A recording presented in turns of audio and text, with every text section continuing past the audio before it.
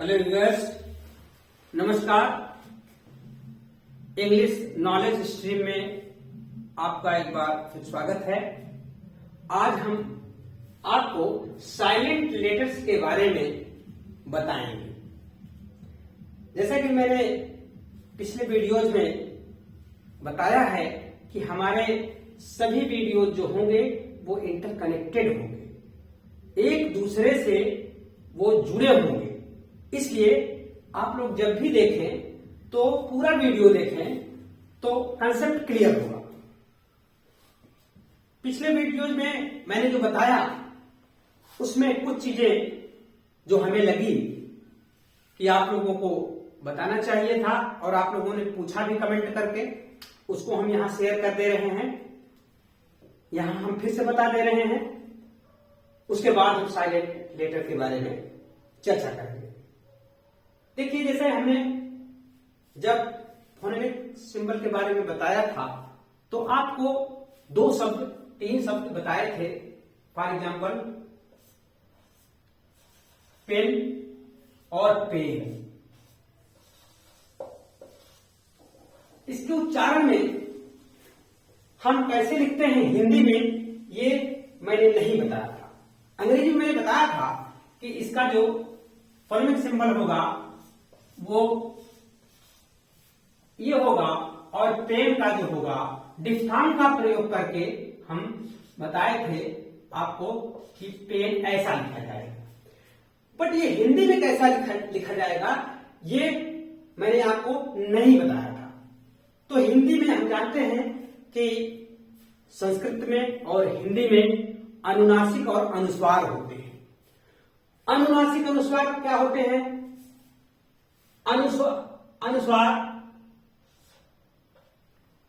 जिसको हम अपनी भाषा में समझ के लिए चंद्रबिंदी कह लेते हैं, इसको अनुस्वार अथवा अनुनासिक कहते हैं। तो जब हम शार्ट साउंड को क्रिएट करेंगे इन हिंदी तो हम हाफ अनुस्वार का प्रयोग करेंगे। जैसे इसको हमको पेन हिंदी में लिखना होगा तो हम यहां हाफ अनुस्वार लगा देंगे तो ये पेन होगा। और हमको जब पेन लिखना होगा तो हम जैसे पेन लिखा करते थे ऐसे ही लिखेंगे। ये बात स्पष्ट हो जानी चाहिए कि आप जब शार्ट साउंड क्रिएट करेंगे तो हाफ अनुस्वार का प्रयोग करेंगे। और वह जैसे लेट है, इसको भी अगर हम लिखेंगे तो लेट ऐसे लिखेंगे, और जब लेट लिखेंगे तो इस तरह से लिखेंगे। ये बात स्पष्ट रहनी चाहिए माइंड में कि जब शार्ट साउंड क्रिएट करना है हिंदी में तो हम हाफ अनुस्वार का प्रयोग करेंगे। और बाकी लॉन्ग वाला तो ये है ही, इसमें कोई दिक्कत नहीं होनी चाहिए। Pen pen, let let, tell tell, ये सारे वर्ड्स जो होते हैं जब हम हिंदी में सपोज करिए अपने छोटे बड़ों को बताएंगे या जो शिक्षण कार्य से जुड़े हुए हैं मीनिंग लिखाएंगे तो इस तरह का चीज, तो यह चीज हिंदी में लिखने के लिए इसका प्रयोग करेंगे। हम जब हाफ अनुस्वार लगा देंगे तो वो शार्ट साउंड क्रिएट करेगा। दूसरी बात मैंने जो शेयर किया था, पूछा था आपसे कि कैसे चेयर और सीएस से च और सीएस से क कैसे हुआ था। तो जो फोनेटिक सिंबल मैंने बताया है उसके माध्यम से आप समझ गए होंगे कि जब हम केमिस्ट्री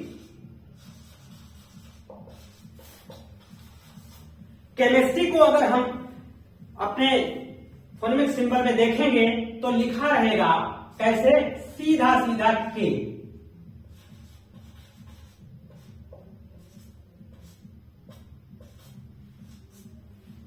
ये CH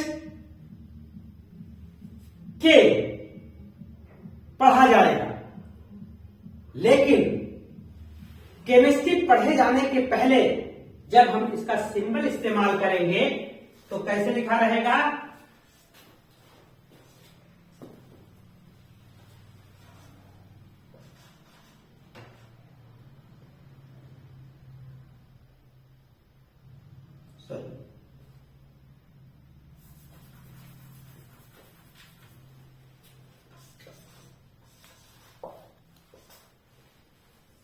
केमिस्ट्री जब लिखेंगे तो हमारा फोनेमिक सिंबल इस तरह से रहेगा, और जब हम चेयर लिखेंगे तो चेयर का जो हमारा फोनेमिक सिंबल होगा वो ऐसे रहेगा।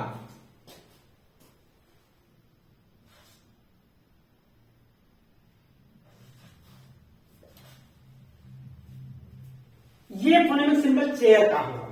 अब यहां देखिए, ये जो सिंबल है यहां च का उच्चारण कर रहा है, और यहां पर ये CH जो लिखा है इसके लिए के लिखा गया है।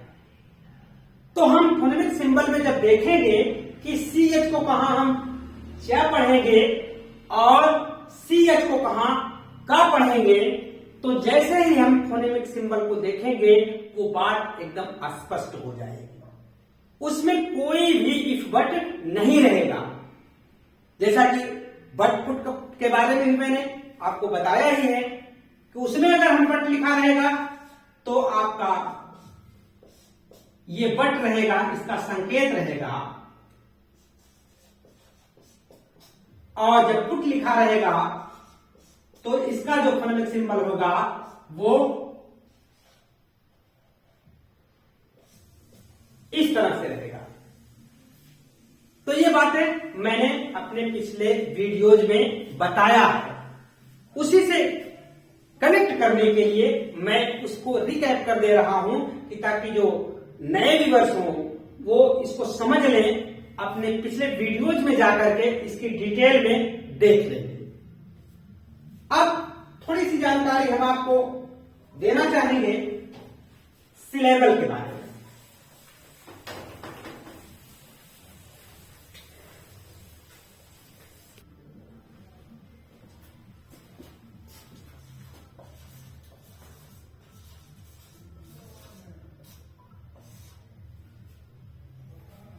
Syllable.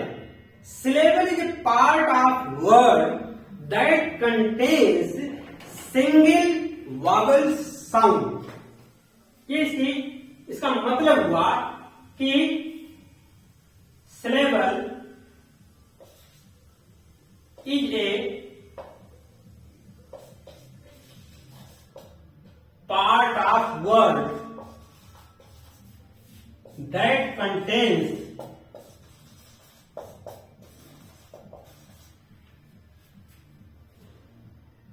single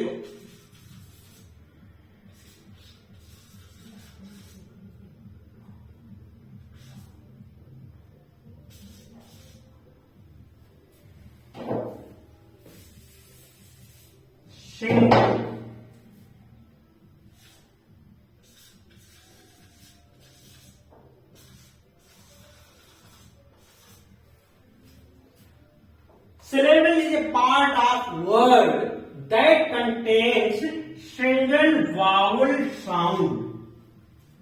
syllable शब्द का भाग होता है जो केवल एक वावल साउंड को क्रिएट करता है, उसमें केवल एक साउंड ही आएगा। फॉर एग्जाम्पल ले लीजिए, पेन ले लीजिए, पेन में एक सिंगल वावल है और सिंगल वावल साउंड ये क्रिएट कर रहा है, इसको एक सिलेबल कहते हैं, यह वन सिलेबल वाला वर्ड है। फिर अगर हम लिखते हैं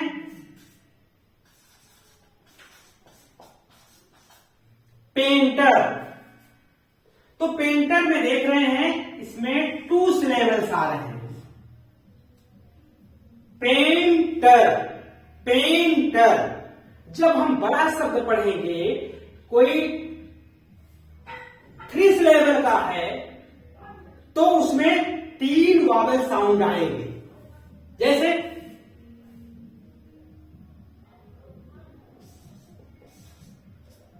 लिटरेचर,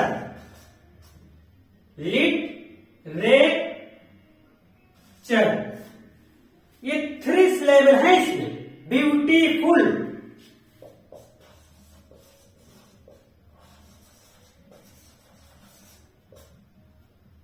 ब्यूटीफुल।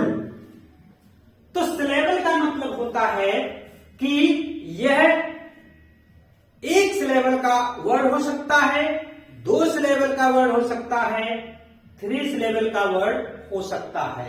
मीनिंग टू से इस सिलेबल का उपयोगिता क्या है, इसकी क्या उपयोगिता है, क्यों सिलेबल को हम जाने इसलिए कि जब बड़ा अक्षर होता है, लॉन्ग वर्ड आता है, तो उसको एक साथ पढ़ने में कठिनाई होती है, तो उसको एक्सेंट करने के लिए, उच्चारित करने के लिए उसको सिलेबल में तोड़ देते हैं। आपने डिक्शनरी में देखा होगा या देखेंगे, अब तो एक चिन्ह हल्का सा बना रहता है, लिटरेचर, बीच बीच में थोड़ा थोड़ा एक चिन्ह बना देते हैं कि आप जान जाएं कि हमको इतने सिलेबल को एक बार में पढ़ना है और दूसरे सिलेबल को उसके बाद पढ़ना है और तीसरे सिलेबल को मिला करके तीनों अलग अलग पढ़ लें और जब कंफर्म हो जाएं तीनों, तब उस लॉन्ग वर्ड को एक साथ में पढ़ सकते हैं। तोड़ तोड़ कर पढ़ने के लिए इस सिलेबल का उपयोग किया जाता है। कैसा भी शब्द हो, कैसा भी वर्ड हो, उसको अगर अच्छे से पढ़ना नहीं आ रहा है एक बार में, तो हम उसको तोड़ करके सिलेबल में तोड़ लेते हैं और फिर एक एक को पढ़ करके पूरे वर्ड को अच्छी तरह से पढ़ लेते हैं। ये इसकी उपयोगिता है।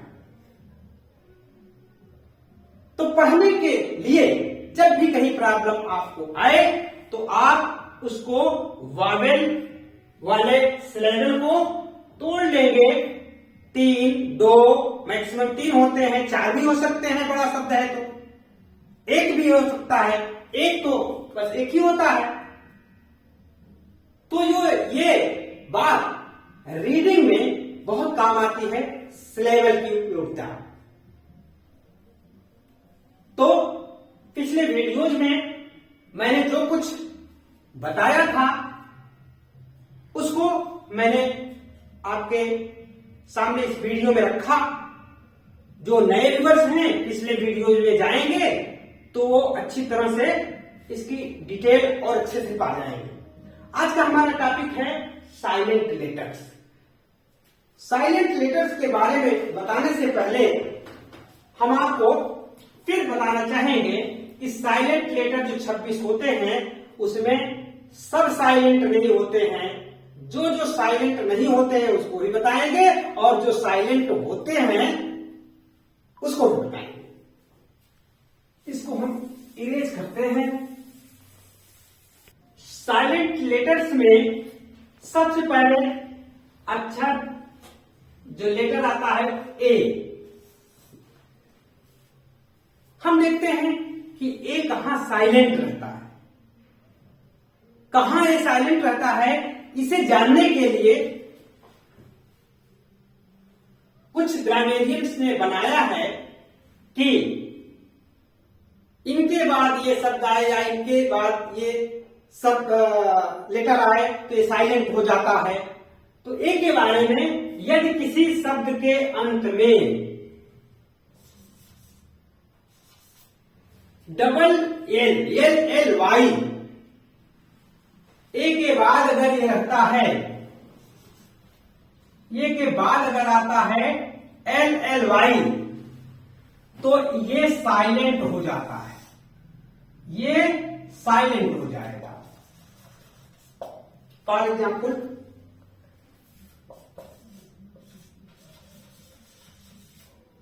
रियली, इसको हम रियाली नहीं पढ़ेंगे। अगर ए को हम इसका उच्चारण करेंगे, इसको साइलेंट ना करें तो ये रियाली हो जाएगा। और रियली शब्द होता नहीं है, तो रियली LLY होने के कारण यह ए साइलेंट हो गया। फिजिकली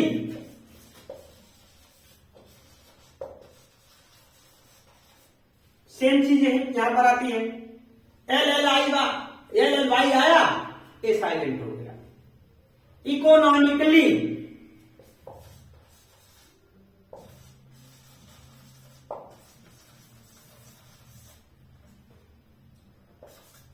इकोनॉमिकली नहीं होता है, इकोनॉमिकली।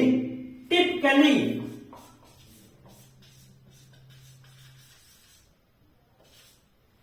टिपिकली नहीं होता है, टिपिकली। तो इस तरह से हम देखते हैं कि अगर जहां ए के बाद LLY अगर आए, यानी डबल LY आए, तो ए हमेशा साइलेंट मोड में हो जाता है। Am I clear? Is it clear now? Okay. Is it clear now? It is clear now. अब हम देखते हैं, उसके बाद आता है बी। बी ऐसा शब्द है, बी ऐसा अक्षर है कि जिसके अंत में जिसके पहले अगर एम आता है तो वो जो है हमेशा साइलेंट मोड में हो जाता है। जैसे पी है, इसके पहले आया यम, अब इसके पहले यम है इसलिए बी साइलेंट हो गया। इसको हम पढ़ेंगे बम। आप जानते हैं बम अच्छी तरह से, उसको बम नहीं पढ़ेंगे। फिर कॉम,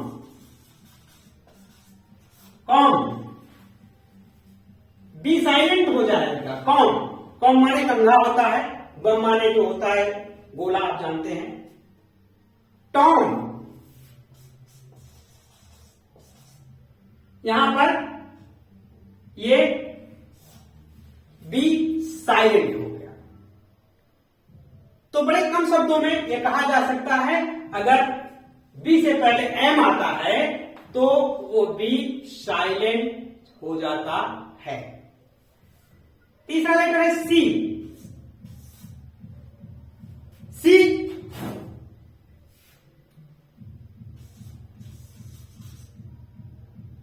सीन, साइंस,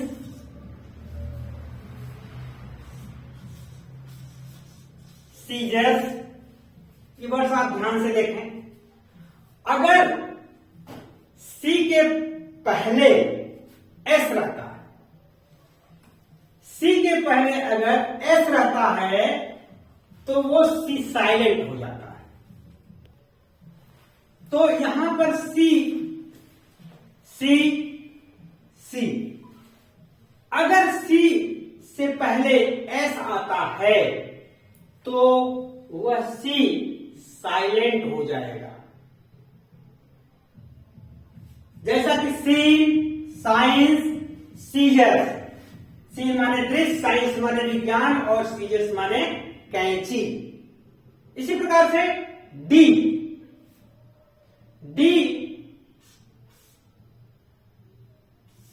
कब साइलेंट होता है? जहां पर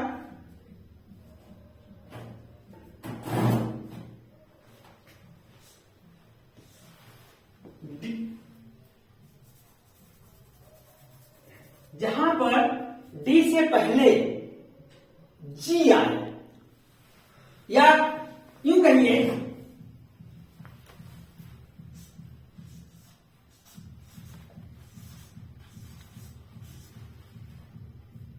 डी के बाद जी आए तो वो डी साइलेंट हो जाता है। जैसे ब्रिज माने पुल, लार्ज, जी आया, ये डी साइलेंट हो गया, ये डी साइलेंट हो गया। हेज माने झाड़ी,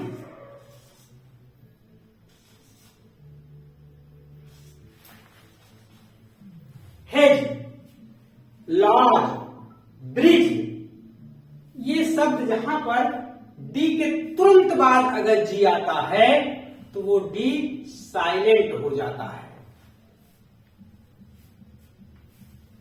इस तरह से हमने देखा ए, बी, सी, डी, और अब आती है बारी ई की।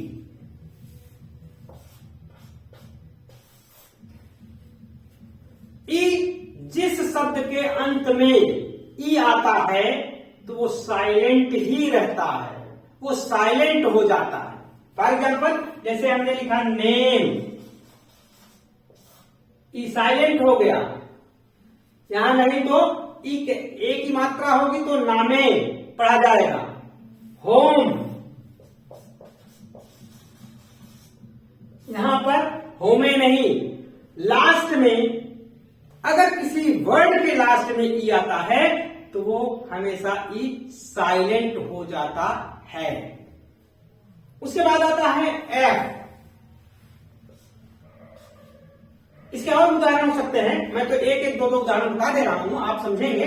उसका नियम इसे कम होगा, कामे नहीं होगा।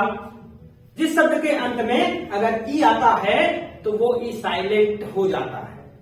और जो यफ शब्द है वो साइलेंट नहीं होता है, यफ कभी साइलेंट नहीं होता है। अब हम इसको इरेज करेंगे।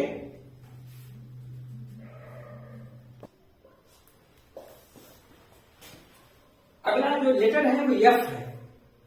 यफ का ये साइलेंट नहीं होता, यफ साइलेंट होता ही नहीं। इस प्रकार से 26 लेटर में कुछ लेटर ऐसे हैं जो साइलेंट नहीं होते हैं और कुछ होते हैं कि जो साइलेंट होते हैं। तो इन सब का डिटेल हम नेक्स्ट वीडियो में आपको देंगे। और आप लोग से हम चाहेंगे कि अपना चैनल को सब्सक्राइब कर लीजिए और सीक्वेंस वाइज एक एक वीडियो देखते रहिए, आपको पूरी जानकारी मिलेगी। पिछले वीडियो में जितने कुछ बताई गई है बातें उसको भी देखिए और आगे में कंटिन्यू रहिए। और आप बेशक अंग्रेजी बोलने में, अंग्रेजी पढ़ने में आपको कभी भी you will never feel any kind of difficulty while reading or while teaching. Thank you for watching.